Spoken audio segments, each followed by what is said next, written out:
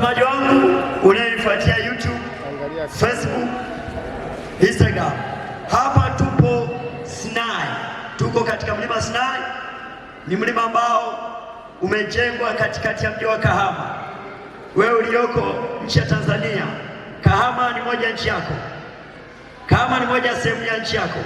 Sasa tunakualika katika hema hili kubwa ambalo limejengwa katika mlima huu. Njoo, kuna neema ambazo Mungu amezikusudia.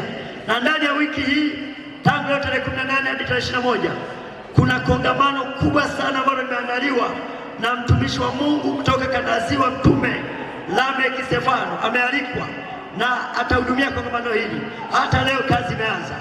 Nina mama mmoja hapa, acha usikiliza, ambacho ni moja wakati ambao wamemshuhudia mtume akifanya kazi katika mlima huu. Tafadhali mama, kwa majina unaitwa nani? Biliska Moza. Wewe ni mwenyeji wa wapi mama? Mimi ni mzaliwa wa wilaya ya Chato. Wewe ni mzaliwa wa wilaya ya Chato. Na hapa kama umefikaje? Nimeolewa, niko kwangu. Upo hapa kama kwako. Unasemaje kongamano